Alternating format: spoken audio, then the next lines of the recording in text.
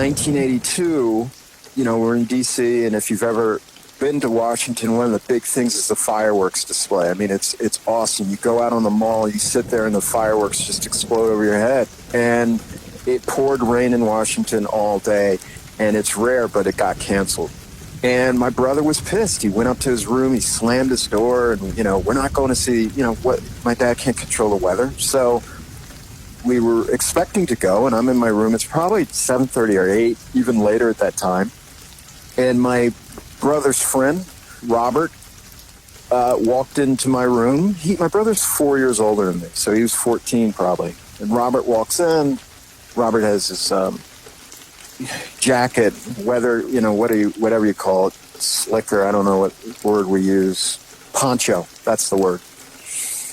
And he's drenched, and he's in my room, he's not saying anything, and I'm like, you want me to go get my brother? He doesn't say anything. He sat down on my bed, and I knocked on my door, and my brother, I opened the door, and I said to my brother, Robert's here, he's in my bed, and he's not saying anything. It's my bedroom. He's not saying anything. And my brother told me to F off loudly, and I shut the door. I walked back in, and I just said, my brother's not coming out. Why don't you go see him or something? I can't remember exactly what I said. And he walked down the steps. Robert walked down the steps. The next morning, the doorbell rang, and it was probably like 9:30 in the morning, earlier, 9 o'clock, I don't remember. And our neighbor, Jennifer, was crying, and she said, Robert drowned last night. There's no way that Robert was 20 miles away playing with friends, and he fell in a creek and he drowned.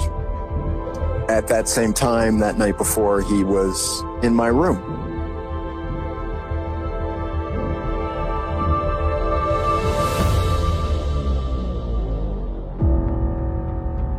It looked like somebody was bent over and had their head in the window of the deer blind.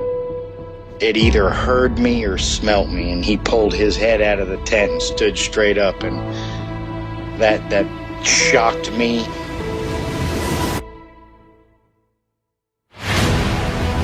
They don't make people that big. The way it moved, almost as if it was gliding across the beach. I've never seen anything move like that in my life. They were screaming at each other in gibberish. It sounded like a language, and they were chuntering away back and forwards, back and forwards, back and forwards. I know what a bear looks like, and there is no way on this planet that what I saw were bears.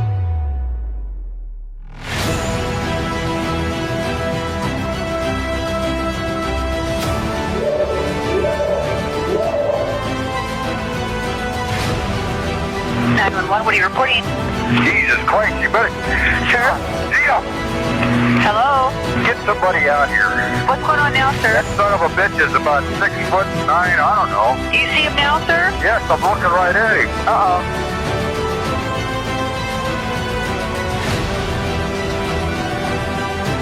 This is Sam Starbrook from London, UK, and you're listening to Sasquatch Chronicles.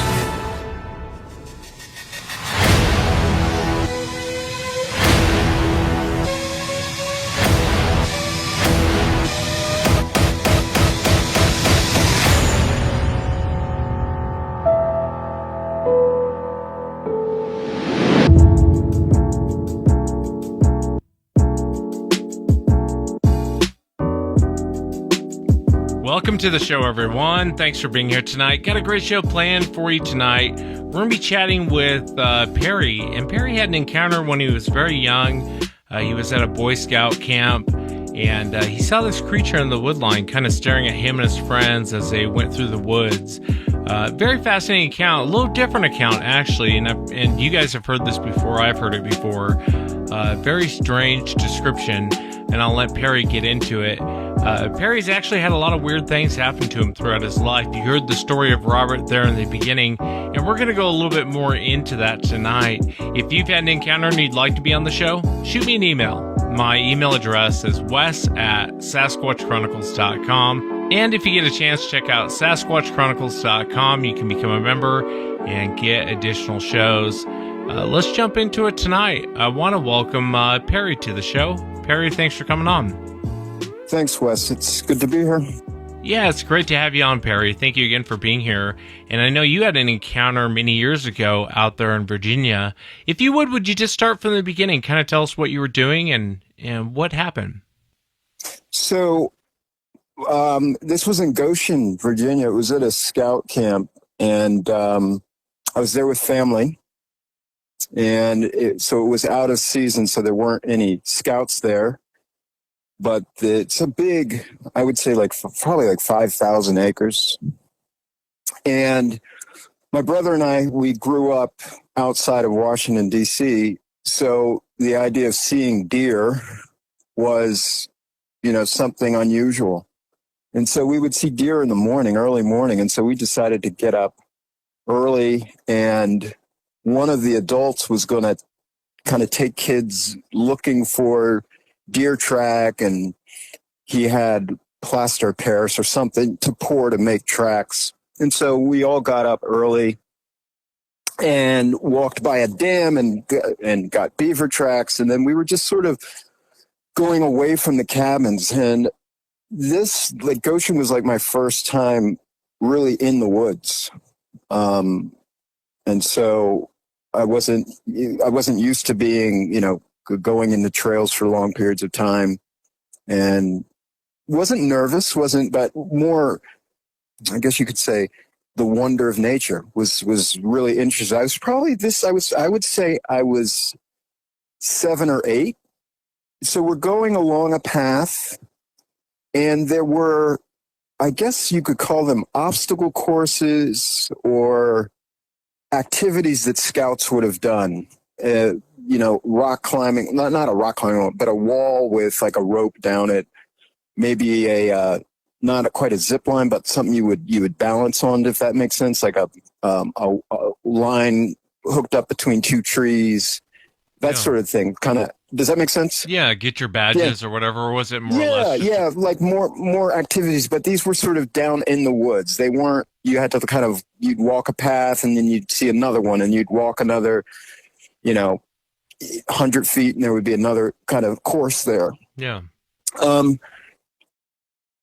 I felt like we weren't alone, number one. And there were about 4 or 5 of us, and just kind of walking along. And one of the things that I thought was curious that I talked to you about was that we smelled skunk the whole time. I didn't think anything of it. We were kind of laughing about it, Pepe Le Pew, like skunk. But it was with us the whole morning. And so we're walking along, and I felt like the best way to describe it is that we were on a path, and I felt like there was another group, and I could hear some noises. Again, I'm not used to woods, so I don't know what I would be listening for, but it sounded like there were a group or something along with us on a parallel path. We got to a clearing. It was lightly drizzling, and the only way I can describe it is that there was something standing, I would say 30 or 40 feet away, tall, man-like, and I mentioned it to you that it seemed to be absorbed into the woods, and that it almost looked like a silhouette of a man, much taller, and it was watching us. I kind of felt like it thought it was invisible, or wasn't, or it was camouflaged. So it was just kind of waiting for us to move on. It didn't feel threatening. I didn't feel threatened, and I did not say anything to anybody at the time. I just kind of looked up. I was like, oh. And we moved on, and that was the end of any interaction. Again, that idea of being absorbed into the woods is what kind of just struck me now. And as a kid at the time, it it just was really dark. Not in a menacing way, but structurally, it just didn't seem to be fit for where it should be in the woods, if that makes sense. And that's kind of it. And there was nothing else from that. We moved on. Let me ask you, Perry, when you say absorbed for the audience, and you and I have talked about it, but for the audience's sake, can you describe that a little bit more, like it's absorbing the light? Is that what when you say absorbing the woods? Yeah, and you could help me flesh this out. It was, I maybe I could mention that article that I talked to you about. Well, I'll tell you what I saw. It almost looked like a silhouette, like a cutout silhouette, but there was movement to it. It was like a silhouette of a tall something you would, if you were driving on the highway and you saw a billboard and you could see the silhouette of something. It was standing there, but it seemed to have movement. It was organic. It wasn't a cutout.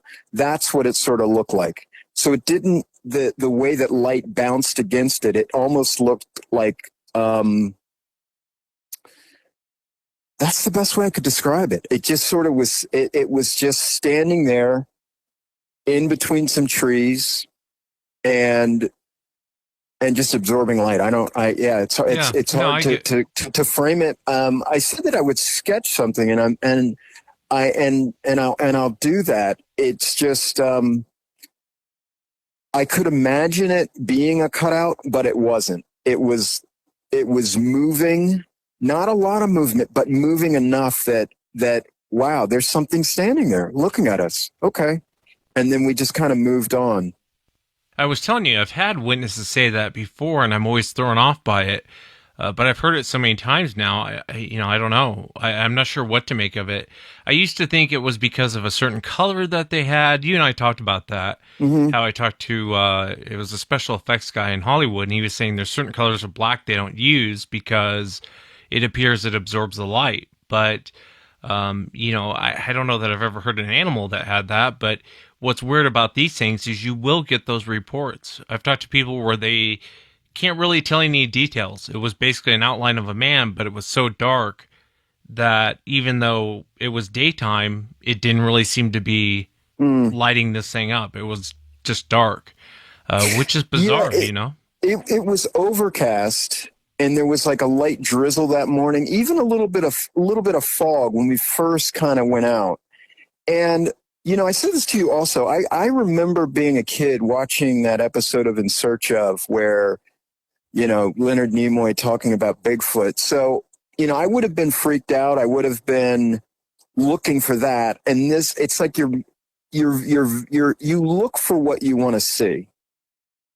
And I wasn't looking for it. It just sort of was suddenly in my vision.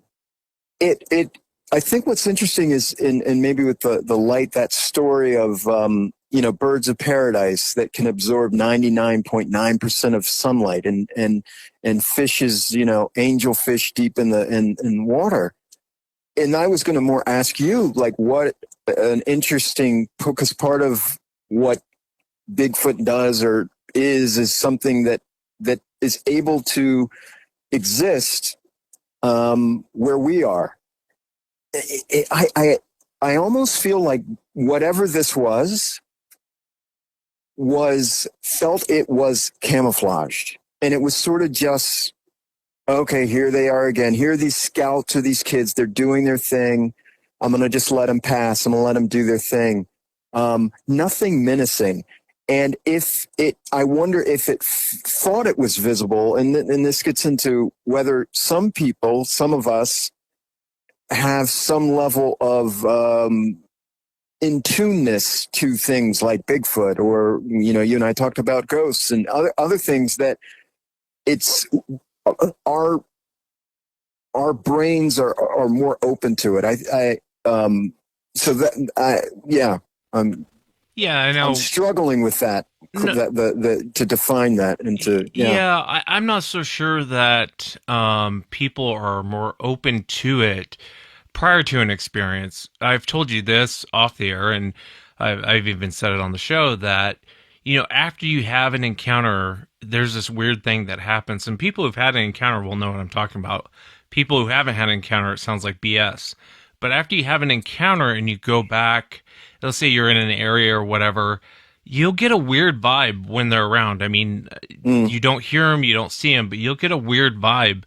And I would imagine it would be the same with someone who, I was talking with Gary, this young man I had on Friday night show, and he was talking about how when he was a kid, he lived in this home that was haunted, and weird things would happen in the home, but he always had that uneasy feeling when something was just about to happen in this home.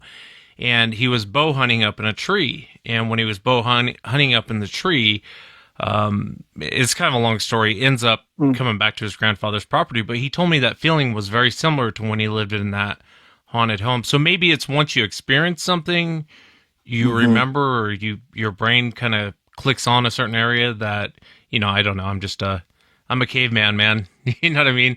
No, yeah.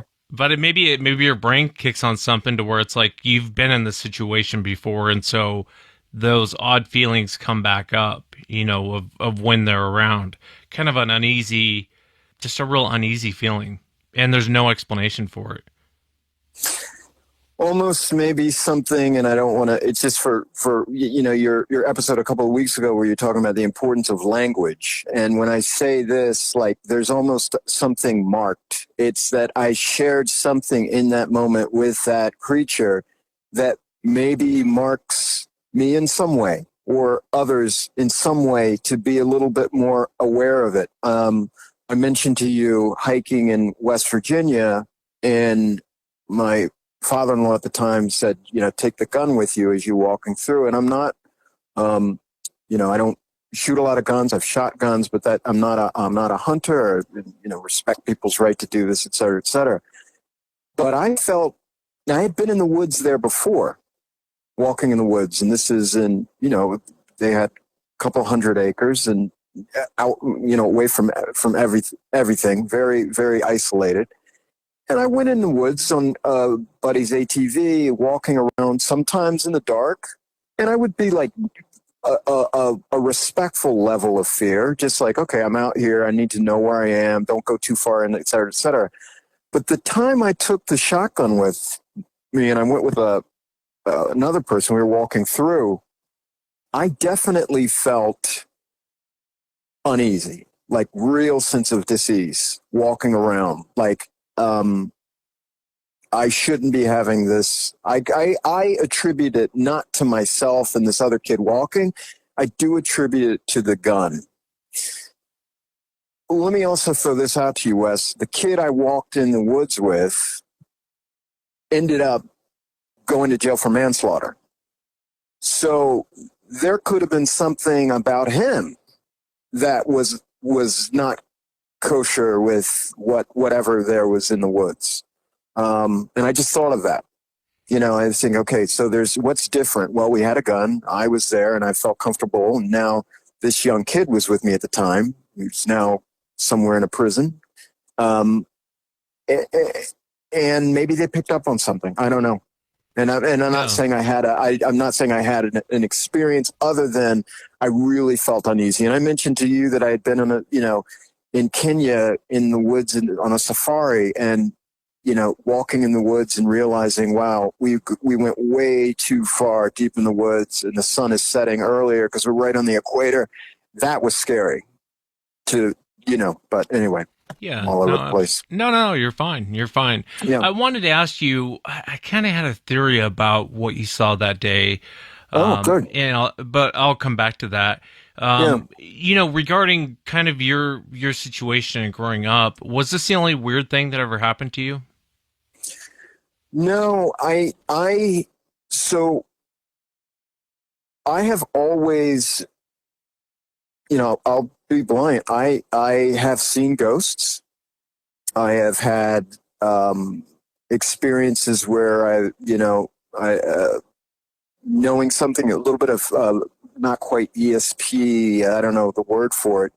In 1982,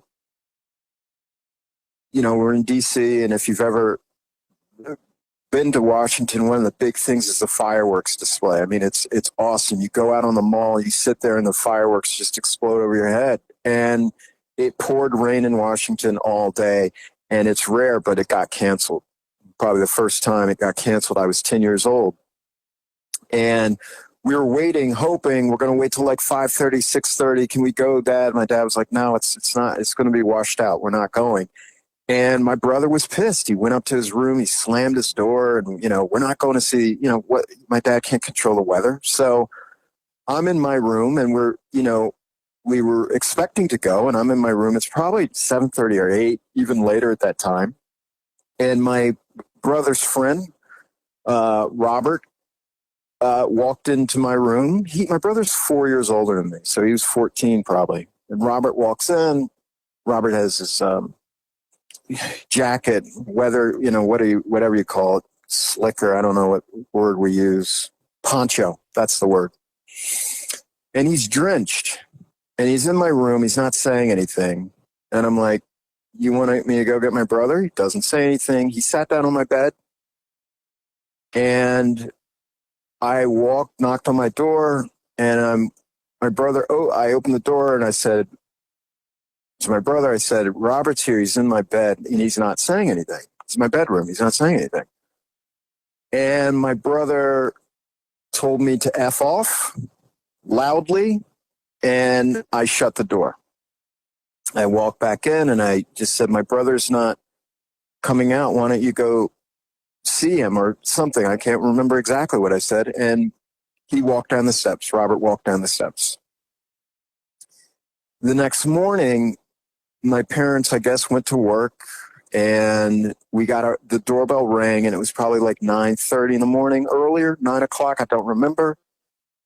And our neighbor, Jennifer, was crying, and she said, Robert drowned last night. Really sorry. Said to my brother, said to me, sorry, he drowned last night, and we don't know anything about the funeral, et cetera, et cetera. And I was standing behind my brother, and he was just nodding like, okay, yep, and shut the door. There's no way that Robert was 20 miles away playing with friends, and he fell in a creek and he drowned. At that same time, that night before, he was in my room. And my brother and I have talked about it since, and my brother has a lot of anger about not just pulling away from the TV. We had gotten a brand new color TV, and I put it in my parents' room, and they gave us the black and white TV. They said, Mark, no, it's my brother's name, you can put it in his room. And he was angry, and he's mad that we didn't go, 4th of July. And in retrospect, he just thinks, why didn't I come out and do that? I talked to him about this, and we've just sort of, learning about the experience, trying to make sense of it, trying to make, okay, what is that? Why did Robert have to visit?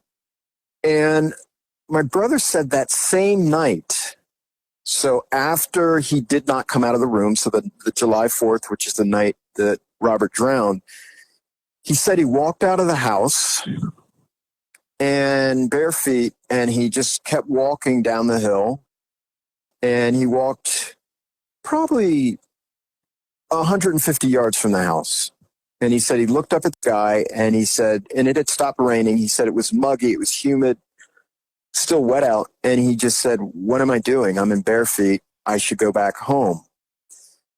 What's kind of curious about that, we both kind of laughed about, was where we grew up, there were a lot of slugs, and you did not go outside in your bare feet because you were going to step on a slug. I mean, there's just not two ways about it. Just disgusting. You don't want to do that.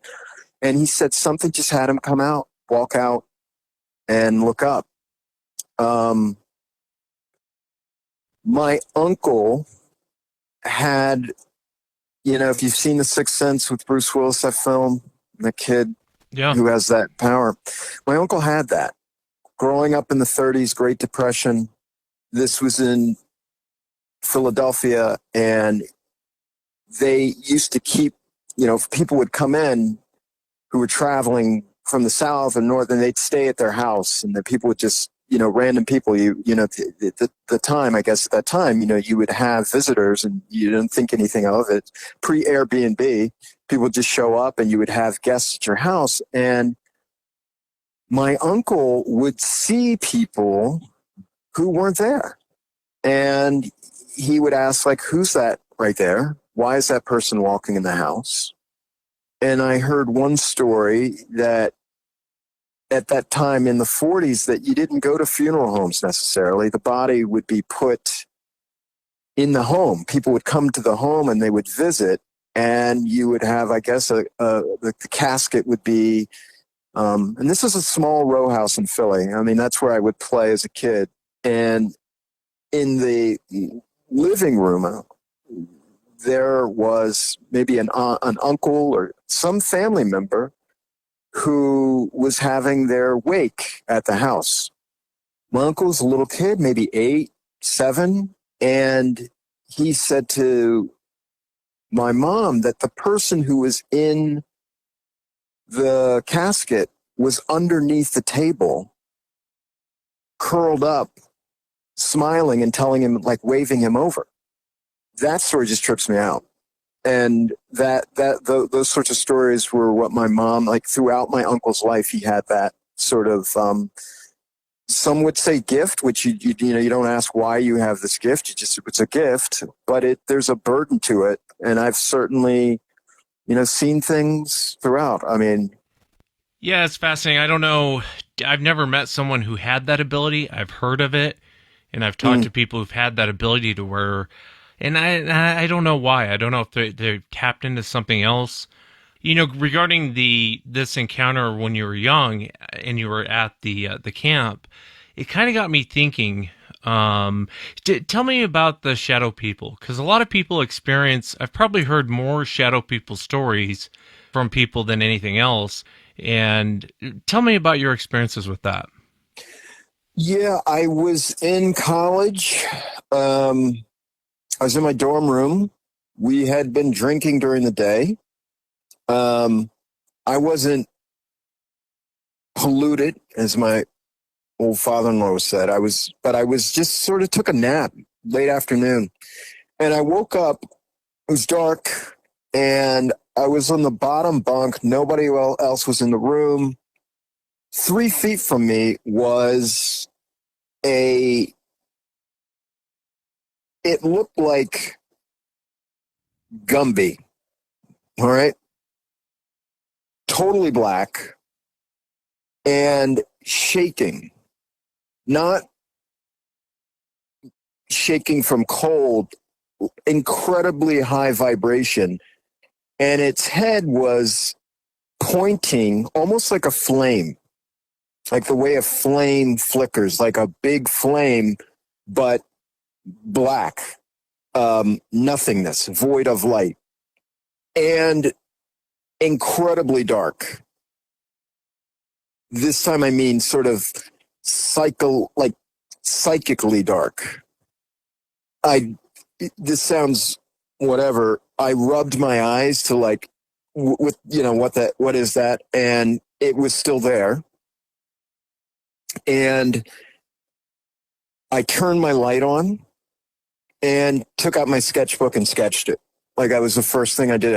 I took my sketchbook and I sketched it and looked at it and was just sort of breathing heavy, et cetera, et cetera. And that was it. It was incredibly dark. Didn't say anything. There was nothing more than that. The reason why I asked you about that, and I was curious about that, I got to thinking the other day after we were speaking the first time, and I've often wondered because these Sasquatch encounters come up to where there's no detail, they're just black, and they seem to absorb the light. Was it like that with the shadow people that you saw? Would you compare? Obviously, the shape is different because you're describing a different shape, but was the color very similar, or is it two separate things? No, I think that's pretty good. I think that's an interesting observation. So one is the Sasquatch encounter. It's overcast and you're seeing something dark then. That's one way to look at it. But my room was pitch black, or as dark as I could, is draped, and there was some light from some street lights, from the campus. But it's a similar darkness, I would say. But I did not feel with the Sasquatch, I felt nothing malevolent, if I'm saying that right. Nothing evil, nothing. What I saw in my dorm room scared me. And it felt dark, and it felt like it was ill intent. And I don't know what it was. Yeah. Yeah, I had a preacher on one time, and he was doing missionary work. And I forget where they were. I want to say South America somewhere.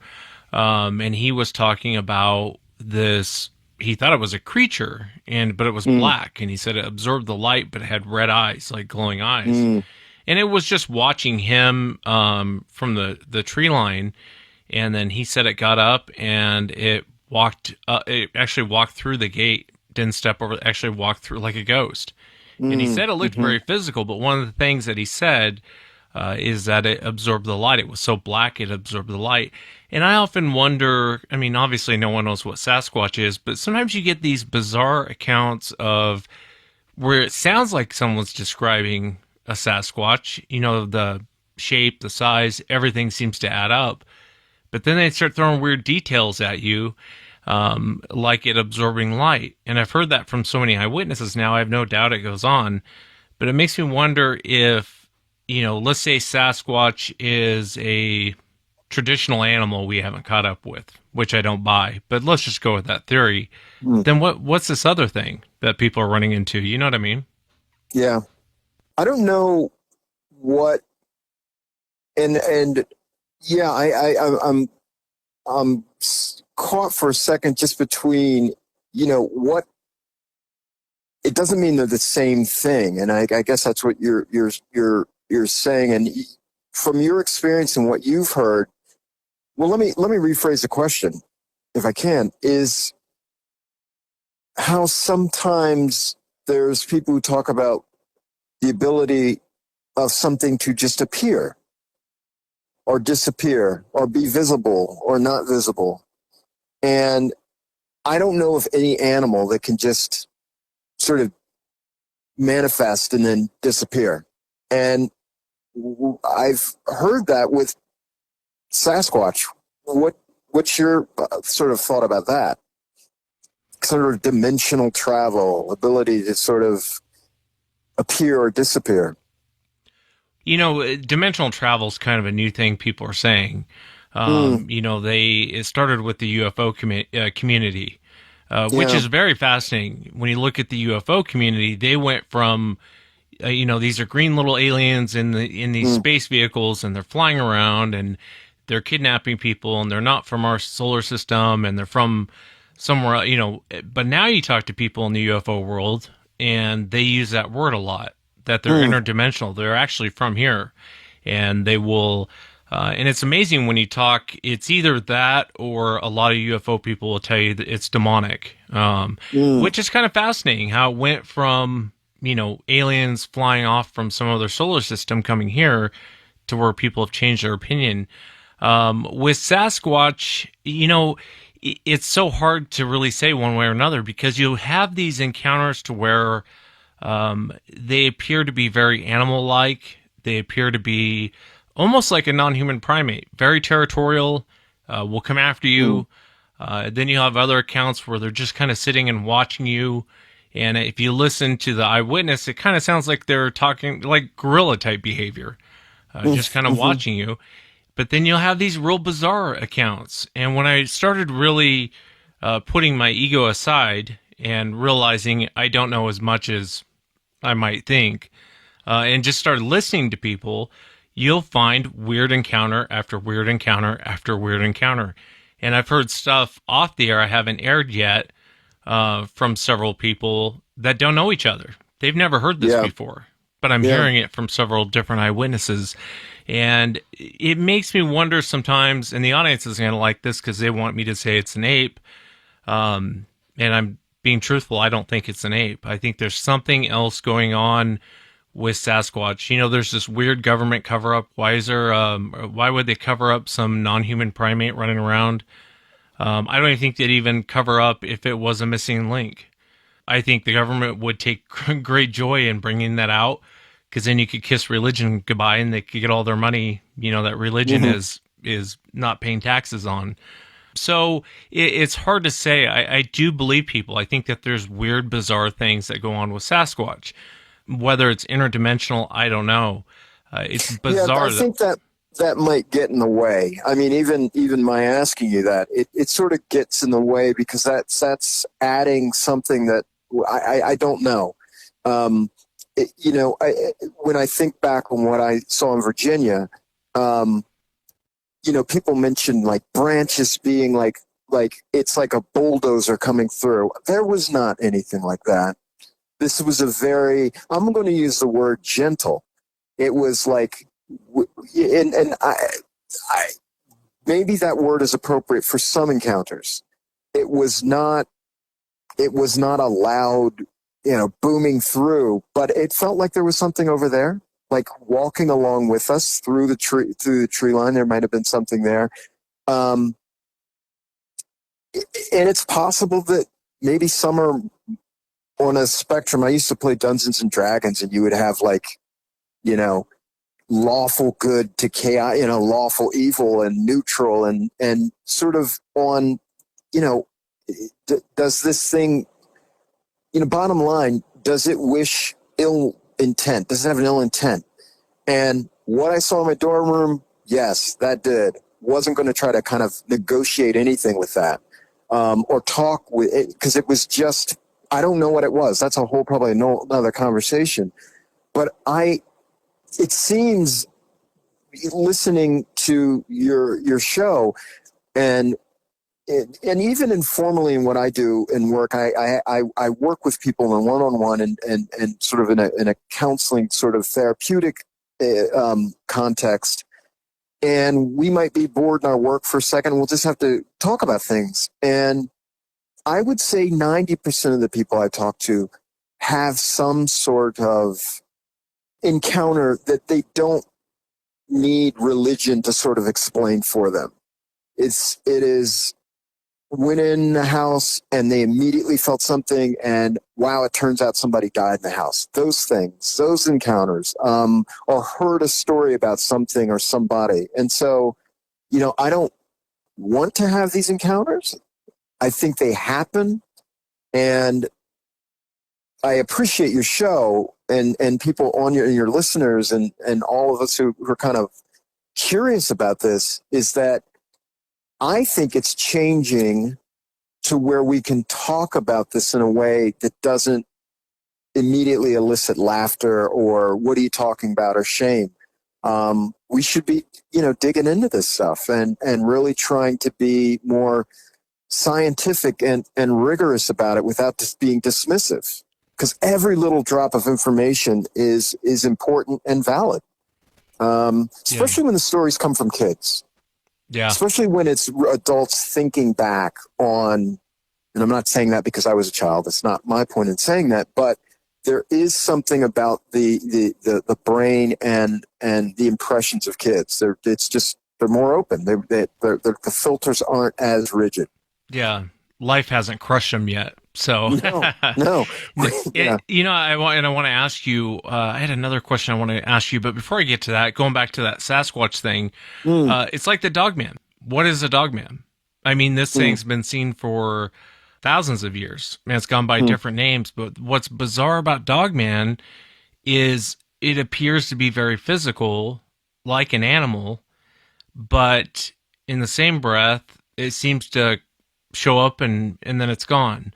And it'll do physical things. I had a lady, her dog was attacked by one, and it stood up. And you know, it's weird because when I think of ghosts, I think of it being not physical.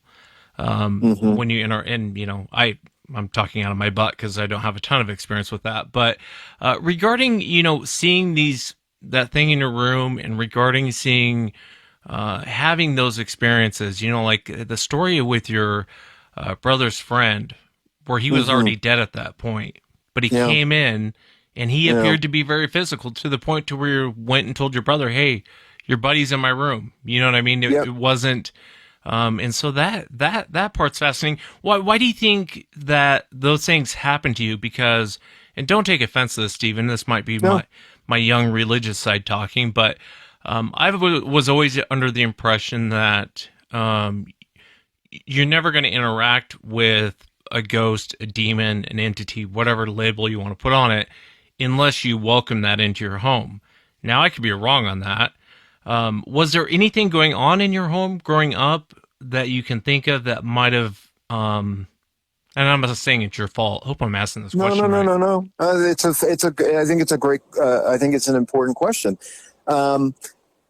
Nothing, I would say no, other than as a kid, I think there's kids who go to bed and they immediately go to sleep and they just sound asleep.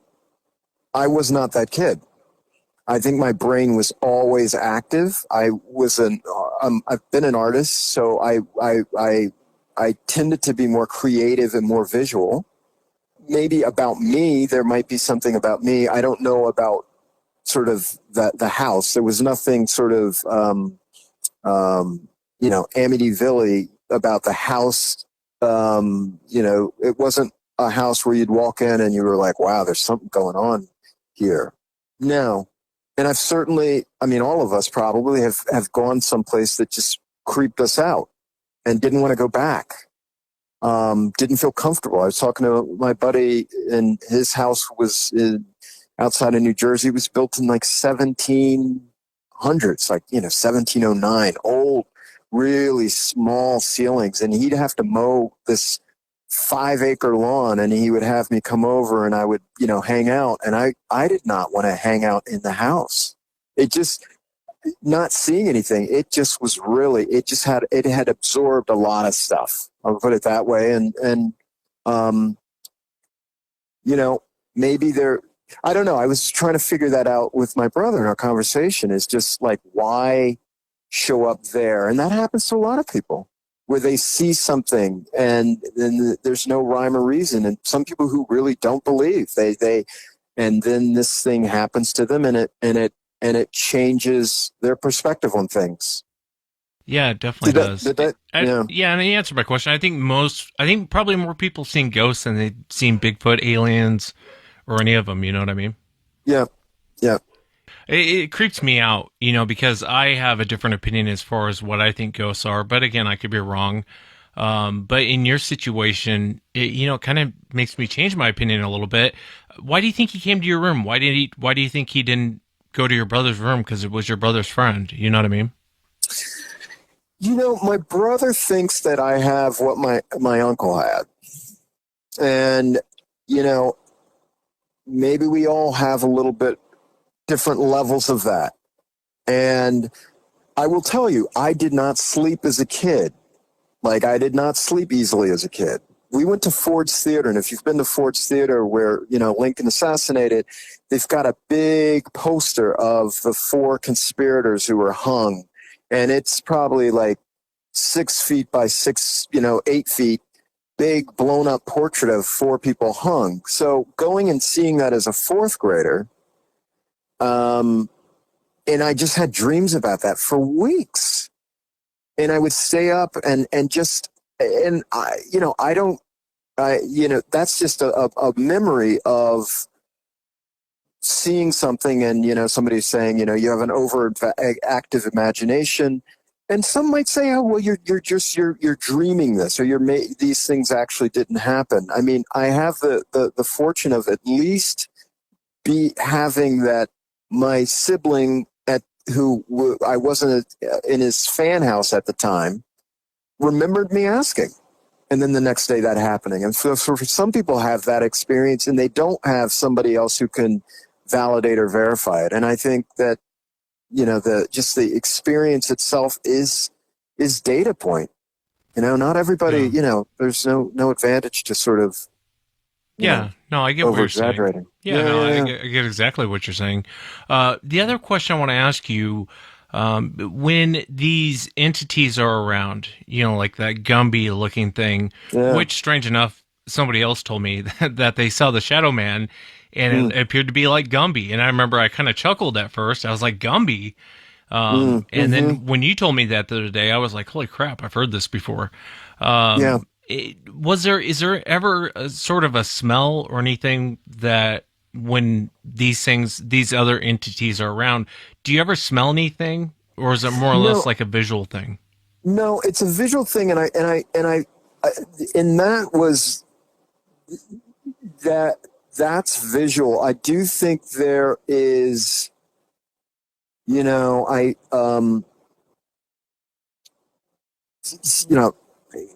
saw a ghost in my house. Your listeners are going to be like, oh, this guy's seen another ghost. But whatever, I saw a ghost. Our front door, something opened. Front door, middle of the day, I'm making lunch. And this is like 1 o'clock in the afternoon. The door opens and slams shut. But you don't come in our house that way. You have to go through another door, and you have to push the door up, and it's a little bit more subtle. And I stepped out to be like, what the, I thought maybe somebody had like really rushed in the house. And I stood there and I saw looked like the light of the shoulder and the side of a dress, and it turned and it moved right back out. And it was like maybe 2-3 feet from me. It turned and sort of moved right back out. Kind of like the way light looks when you pull into your driveway and your lights, somebody pulls into your driveway and the lights kind of shine off the building, shine off the room, except it was where a body would have been somebody walking back out. And I stood and I was like, whoa, saw a ghost. It felt very matter of fact because it was very matter of fact. There was no smell, but what was there was the best way I could describe it is if you're in a room and there's 30 people at a party and you're in this small room, everybody's laughing, music, all of this, and okay, time to go. Well, we're not doing that with COVID now, but when we were, and there's a lot of energy in the room, and all of a sudden people leave, and maybe it's you and one other person. Your ears are sort of still sensing a lot of people in the room. There's almost like this, I would describe it as like this popping energy of that the room doesn't clear out to just 2 people. There's this residual of energy. There was that in the room. When that ghost came in and left, it felt like the room was more heightened. And my housemate at the time came up the steps because I think she had heard the slam the door. And I said, I just saw a ghost. And she said, oh, okay. Now, she happens to be somebody who believes that and was like, I'm glad you said something. And maybe we burned sage, or she burned sage the next, later in that day. But I didn't feel I didn't smell anything, but more the sense of it. And I really felt like it was not there to like do harm. And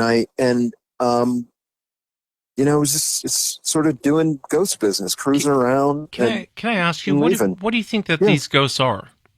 I mean, do you think it's, because to me, if you die and then you're roaming, like your friend, for example, if that's where he ends up, that kind of blows. I'd rather not be conscious or be off in paradise or in heaven somewhere. You know what I mean? What do you think that these ghosts are? Do you think they are the people who passed away? I'm just curious on your take on that. Yeah, I don't. I want to move away from like attaching too much sort of our own.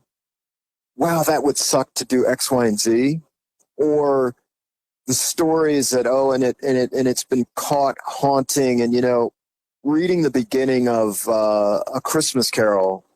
The description of Jacob Marley, and he's just chained, and it's like this horrible, he's chained to these books of accounting books, and Scrooge thinks that all he said is, you're just a bit of undigested potato. he attributes it to his own, just like I'm sick, and he doesn't, and then he recognizes how awful Jacob Marley's existence is as a ghost. Now that's one man's interpretation. That's Dickens' interpretation of it. I would like to think of it maybe as something maybe more connected to energy, and maybe that, and with what happened with Robert coming in is like, this gets a little bit more woo-woo, but I'll throw it out to you, is that, okay, if we believe that we are just shells, the body is a shell, and there are these energies of our energy is just there, and it's constant, and forgive any offense to people who have particular religious opinions. I'm just trying to like, you don't have to sugarcoat it. Is that Wes, you and I met 15 lives ago, and we're just all kind of in this mush of reconnecting in these lives, and there is an attraction to what is normal. Think about when you see somebody you've never met on a plane, and you get into this deep conversation, and you feel like you know the person. I don't think that always happens. And when it does happen, there's something unique about that sort of interaction. And you're not looking at like, well, this person is this kind of background, or they're this kind of religion. You just cut through that stuff, and you're just very connected in that moment. I think something like that happened where there was a deep connection. Obviously, Robert, my brother, and then, in that moment of pure horror that he went through, it's possible that sort of like a cell phone tower, the reception was much stronger over there, and that's where he went in that moment before he went on somewhere else. We do give off a lot of energy. We do. We give off a lot of energy. We're driving along in our car. Somebody looks over at us, and another car looks at us. What do? We look over at them. I mean, I think we're constantly, that's what I think it is, Wes. That was a long story of saying there's just something there to us being, just a different phase of where we are. It was familiar. He had been in that house a million times, probably. A million times, totally familiar with him. And I don't know, and I think the other, what I saw upstairs is just, this was probably her house. I would think it was her. And maybe it was an anniversary. Could have been an important anniversary. It could have been, and I only saw her that time, Yeah. I'm really still thinking about your whole, we've all met before, because I have been in that situation where, and I try to be friendly and nice to everyone, but in the same breath, there's those moments to where you meet someone, maybe it's just me, and you don't like the person. And you can't explain why you don't like them, but they haven't done anything to you. Yep. You're immediately turned off by this person. You really don't want to communicate with them. You don't. And then there is those moments, like you said. I mean, I've sat on a plane and talked to people like we were old friends for, 100 years. And there's no rhyme or reason behind it. Maybe we just clicked. There is that energy you are talking about. When I had Rocky Elmore on the show, he is he's a retired Border Patrol agent, and he was telling me that when they're trained by the U.S. government that when they're ambushing people and when they're in the bushes and the people coming over are walking down the trails late at night, they're told not to look at them, look at the ground until they pass. And I thought that was a weird thing for the government to tell them. And I said, Rocky, well, why would they say that? And he said, do you ever look at someone across the room and immediately they look at you? He's like, that's part of their training, that until they approach the people, they try to look at the ground, especially if they're close. They won't look at the people passing by. It's weird, man. It's kind of weird that there is that. And I think everyone has had that feeling of being watched, or, like you said, you're in your car, someone looks over, and you immediately look over to see who's looking at you, even though, it's out of your vision sight. So there's the feeling of when you feel totally connected to somebody. And what's the opposite is where you feel real fear. My life is threatened. If I go further with that person, I'm doomed. And I had that at missing a bus late one night in a city, and a dude was there who I had seen before driving around in his old beat up Toyota, and he would be casing the bus stop for people who missed the bus late at night. And he kind of waved me over, like, do you want to ride? And it was like, I didn't even have to think, like, maybe this could be a good ride home. I saw something in his eyes that was like, there was nothing there. There was no sort of love, nothing. It was pure dark. I think about that a lot, like how frightening that was. And just to be a little bit crazy, I don't even know if it was human. Yeah. Well, anyone who does that, I would classify as non-human. Yeah, there you go. Yeah, there is that weird feeling. Like I said, people do give off different vibes. And going back to what Rocky Elmore was telling me, I mean, even in their training, they're told not to look at people. And you would think if there's nothing to that, then why would the government tell them not to look at people, you know? Mm-hmm. Let me ask you, what do you think that Sasquatch is? I mean, you had this experience when you were younger, and it obviously sounds like a Sasquatch, probably smelled like one, and its behavior matches up pretty close. Because they do sit and watch kids, which is weird. Yeah. What do you think that Sasquatch is if someone were to ask you? Well, I feel very influenced by your program and some things I've heard from other people, and I can't shake a couple of stories that were told to you that you've shared. Is the one of the woman who basically was a foster mom for Sasquatches, and I get what. Teletubbies? They wanted to watch Teletubbies or something like that? SpongeBob. That was episode 419. Yeah, SpongeBob. Hearing that sounded so real and a little bit disappointing about the power of television, but I think that it's just probably something. I don't think it's evil. I think it's something that's been here a long, long time, and it probably has an incredible record of a lot of history. Looking in the United States, I don't know about sort of beyond, like, globally, but imagine the stories that Sasquatch can tell in their own language about this country. That's what I believe. Like that whether or not we'd ever get to the point of being able to sort of sit down and have some kind of dialogue with them. And I know I sound foolish knowing what some people's really scary, horrible experiences are, and that's not possible.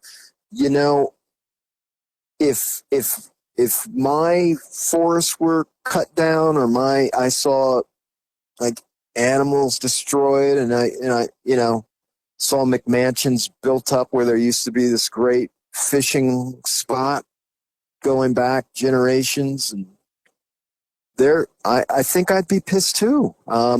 So that's kind of that's my take. How would you classify it? I don't know. I'm animal not or person. Animal, much closer to humans than we probably want to admit, and the mystical aspect of it, the glowing eyes, the abilities, the superhuman abilities, and the movement of it. I mean, that's such a phenomenal. Just that alone, the ability to jump. And I was an athlete, and it takes a lot of momentum and speed to be able to, as a human, jump 20 feet. It takes a lot of energy. And to be able to do that in one step, one bound, and land, and all of what we described they're able to do, that's I just think that's impressive. And why would we want to destroy that or not learn from that? That's sort of my take on it. Yeah, and I appreciate your take on it. You know, Yeah. I always like hearing what people's opinion is on it. And, you know, there's a lot of time. I know some people think they'll come on and say they think it's an alien, and people will scoff at that. And it's like, well, why are you scoffing? We don't know. We don't know what this thing is. We don't know what We it hope. is. I We don't hope know. it's an animal we haven't caught up with. That's what I want it Yeah. to be. Yeah. But you know, I hope that's what it is. But I don't know. You know what I mean? And the final thing is, I think it could be it might look the same, but there could be different sort of, it could be different families of the same kind of creature. And yeah, but Yeah, absolutely. I mean, hopefully we'll know. yeah, hopefully one day we'll find out. But I appreciate you coming on, Perry, and sharing the story of Robert's gonna stick with me for a while. I mean, that is normally when I hear ghost encounters, they're usually not happy encounters. That one's fascinating to me, especially since you got up. I mean, you really thought it was Robert, and got up and went to your brother's room. That really, I would imagine that is something, along with the Sasquatch encounter and some of the other weird things that happened to you. I think that Robert thing will be with you the rest of your life. You know what I mean? For sure. I mean, it's just what it is. Yeah. Wes, thank you. I appreciate it. Thank you again, Perry. Thanks, man. And that's it for tonight, everyone. Remember, if you've had an encounter, shoot me an email. My email address is wes@sasquatchchronicles.com. If you get a chance, check out sasquatchchronicles.com. You can become a member and get additional shows. Until next time.